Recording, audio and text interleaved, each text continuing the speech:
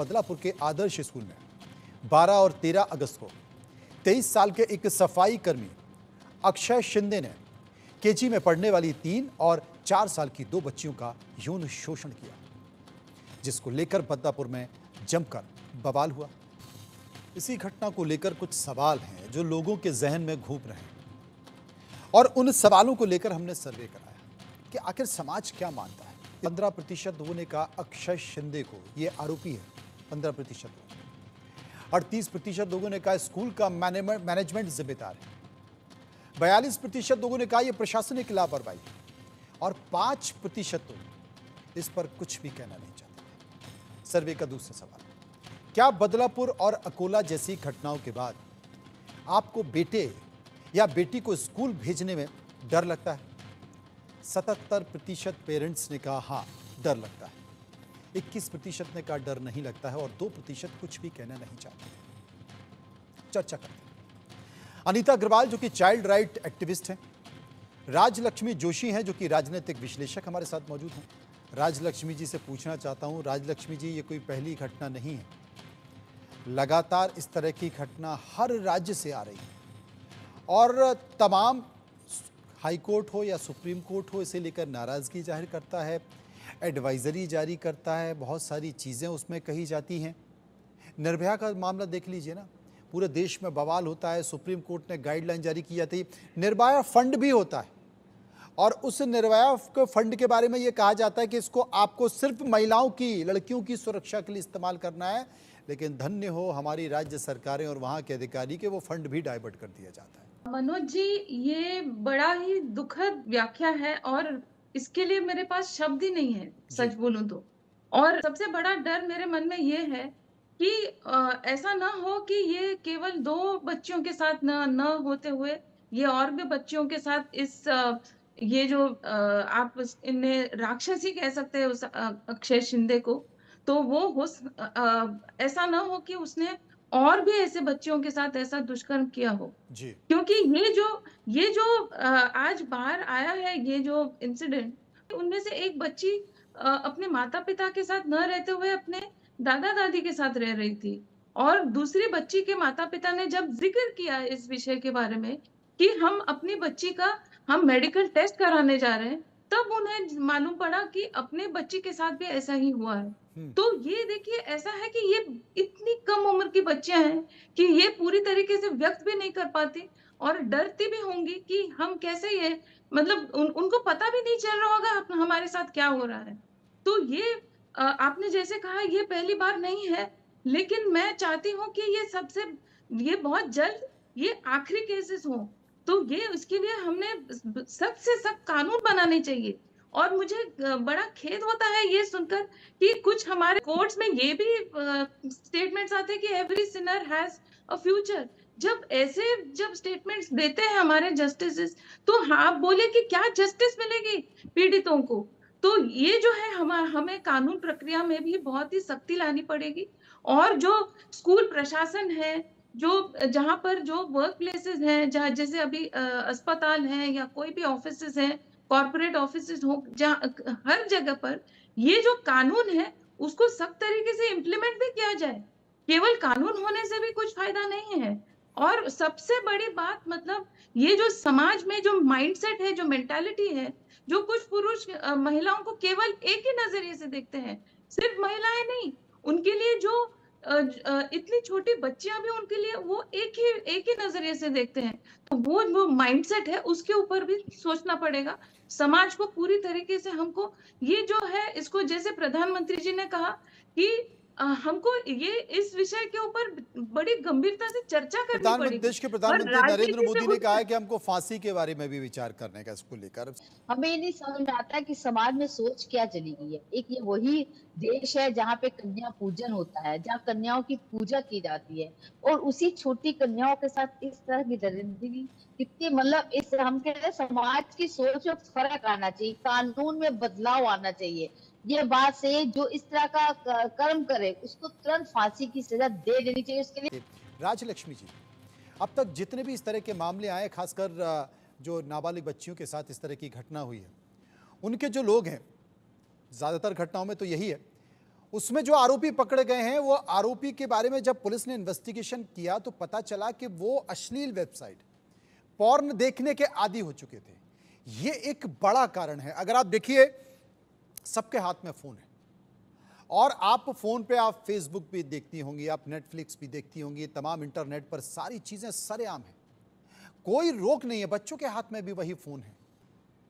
क्या इस दिशा में काम करने की जरूरत नहीं है सरकारों को, जो लोगों की मानसिकता को खराब कर रहा है? जी बिल्कुल।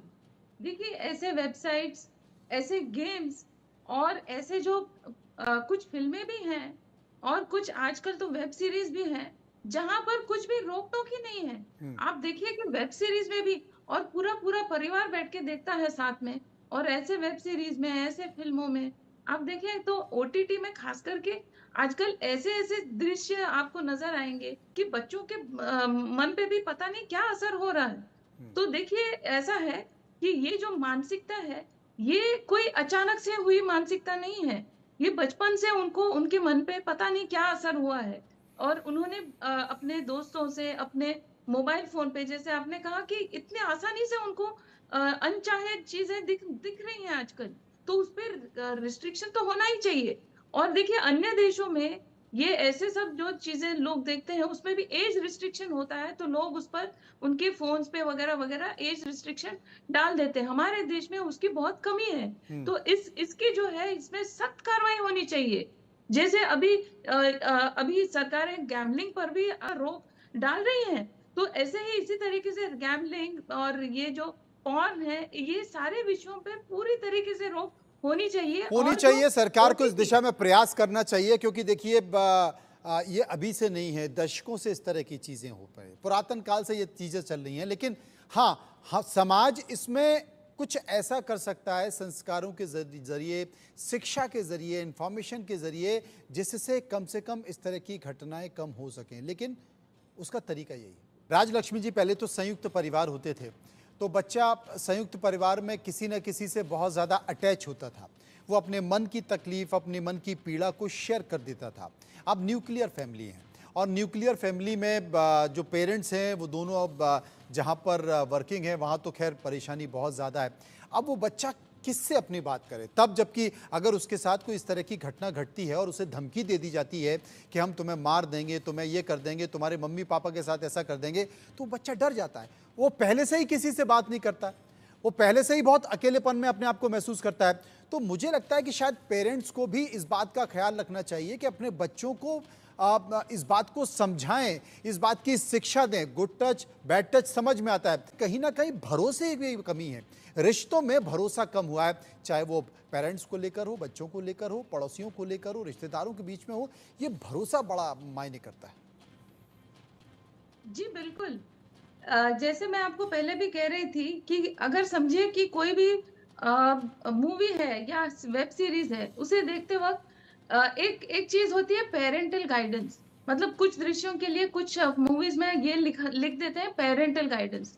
वो पेरेंटल गाइडेंस होनी चाहिए। मतलब जो माता पिता है उन्होंने बच्चों को समझाना चाहिए कि ये इस दृश्य का क्या अर्थ है, क्योंकि बच्चों को बहुत सारी चीजें ऐसे क्यों कि वो किसी से, हो सकता है कि वो खुद से पूछे नहीं, लेकिन पेरेंट्स को ये उनकी ये जिम्मेदारी है कि वो समझाएं और बच्चों को ये बताएं कि भले ही आपको कोई भी ब्लैकमेल करे या कुछ भी करे, आप सबसे ज्यादा सुरक्षित हमारे साथ है। आपका कोई भी सीक्रेट हो, कोई भी रहस्य हो, हमारे साथ वो सबसे ज्यादा सुरक्षित है। तो आप निसंकोच हमारे पास आकर हम आपके जो भी है तकलीफें आप हमारे साथ बांट सकते हैं। तो ये जो ट्रस्ट लेवल एक होना चाहिए माता पिता और बच्चों के साथ में बीच में, वो आज थोड़ा सा लैकिंग है। तो वो क्या करते हैं कि अपने दोस्तों के साथ में या फिर किसी और के साथ में ये चर्चा करते हैं, जो पीड़ित है वो भी और जो जिनकी मानसिकता बुरी है वो भी। देखिए, दोनों तरीके से, दोनों एस्पेक्ट से आपको ये जो पेरेंटल गाइडेंस है उसकी कमी है कि जो छोटे छोटे बच्चे हैं उनको ये जो गुड टच है, बैड टच है, ये सब के बारे में, विषय के बारे में बताना चाहिए, और उन्होंने आके तुरंत बताना चाहिए कि हाँ, आज हमारे साथ ऐसा हुआ, या हम ये बात मुझे अनकंफर्टेबल लगी। तो ये जो है कि जो लोग डरा देते कि आपने ऐसा बता दिया घर पे जाके तो हम आपके माता-पिता को ऐसा करेंगे या आपको हम मारेंगे। तो ये जो है वो जो उनको जाके अपने पेरेंट्स के साथ में सुरक्षित महसूस होना चाहिए। अनीता जो और स्कूल में मनोज जी एक और बात मैं कहना जी, चाहती थी, जी। एक और बात कि अभी देखिए ये जो है कि आपने एक और बात नोटिस किया होगा कि ये स्कूल के विषय में हो या अस्पताल के विषय में हो, हर कोई ऑर्गेनाइज़ेशन जो है, जो ऐसे इंसिडेंट्स को ये छुपाने की कोशिश करते हैं। तो उन्होंने ऐसा करना चाहिए था कि स्ट्रिक्ट एक्शन लेके बताना चाहिए था कि हमने इस ये जो एक्यूज़्ड है, इसके साथ में हमने ऐसे-ऐसे सख्त बिल्कुल, क्योंकि कार्रवाई की। उज्जवल है। ये इग्नोर बिल्कुल, करते आपने हुए ठीक कहा। ये हमारे देश का उज्जवल भविष्य है और अगर इनके बारे में अगर हम मंथन नहीं करेंगे, चिंतन नहीं करेंगे तो कौन करेगा? सरकारों को भी करना चाहिए, पेरेंट्स को भी करना चाहिए, समाज को भी करना चाहिए। इन देखो सब के तुम बीच सरकारों हाँ को इस मामले में सबसे पहले प्रयास में सीसीटीवी है, सुरक्षा है, हाँ मॉनिटरिंग है, जाँच है, पड़ताल है, वो ठीक है। लेकिन उसके पहले आपको पता है बहुत से मदरसे, सबसे अरे पहले आपको पता है, इंटरनेट का कुछ करना चाहिए, अश्लील वेबसाइट का कुछ हाँ करना चाहिए और जिस तरीके एक चीज मैं और कहना चाह जिस रही हूँ, तरीके से बहुत इस से डब्बे मदरसे ऐसे हैं। में जिस तरीके से फोन्स में रिश्तों को तार तार किया जा रहा है, अजीब सी कहानियां उनके बारे में बनाई जा रही हैं। सरकार को बहुत सख्त एक्शन के साथ साथ इसकी परिभाषा जरूर तय करना चाहिए। अगर ये करेंगे तो शायद ये बहुत बड़ा कदम होगा और घटनाओं में बड़ी कमी आएगी। बहुत बहुत शुक्रिया करूंगा राजलक्ष्मी जी का, शुक्रिया करूंगा मैं अनीता जी का जो मेरे साथ मौजूद रही।